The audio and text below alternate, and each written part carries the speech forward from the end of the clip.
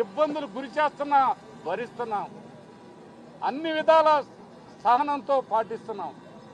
చట్ట ప్రకారంగా కూడా ప్రయత్నం చేస్తున్నాం. ఇవన్నీ పక్కన పెడితే ఒక సిఐ గారు ప్రజల్ని కాపాడాల్సినటువంటి పరిస్థితుల్లో ఉన్న ఆ డిపార్ట్మెంట్ మీద ప్రజలకి నమ్మకం అనేది లేకుండా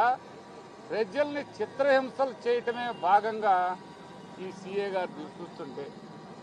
ఆ అబ్బాయిని కాళ్ళు పొడగ్గా సాపించి కొట్టినంతసేపు కొట్టి ఆయనకు అలుపు వచ్చి ఈ రెండు కాళ్ళ మీద నిలబడి బూట్ కాళ్ళతోటి తొక్కుతూ ఉంటే సార్ కాళ్ళు ఇరిగిపోయినాయి సార్, కాళ్ళు ఇరిగిపోయినాయి సారా అని ఏడుస్తూ ఉంటే పైశాచిక ఆనందంతో ఇప్పుడు నేను వీళ్ళందరూ ముందు వచ్చారు, నా వెనక్గా ఉన్నారు, అక్కడ చెప్పుకోలేని కాడ కూడా కాలుతో వచ్చేసాడండి అని చెప్తున్నారు. అంటే